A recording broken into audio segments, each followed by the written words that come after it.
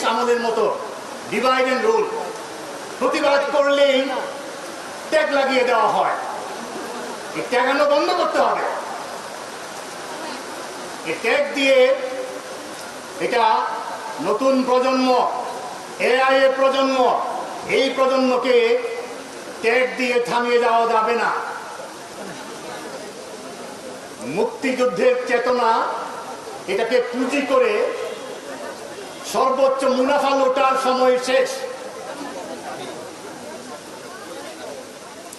সুতরাং এখন দেশের কথা ভাবতে হবে, মানুষের কর্মসংস্থানের কথা ভাবতে হবে, দেশকে কিভাবে এগিয়ে নিয়ে যাওয়া যায় সেই কথা ভাবতে হবে। সুতরাং এইভাবে মানুষকে, দেশের মানুষকে ডিভাইড করে অন্যায়ভাবে গুম করা, খুন করা, জেলে ভরা, এইসব আর চলবে না।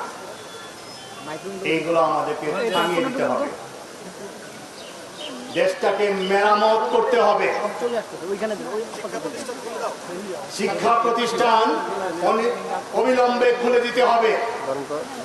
আমরা ক্যাম্পাসে থাকতে চাই, আমরা আমাদের ছাত্র ছাত্রীদের মাঝে থাকতে চাই।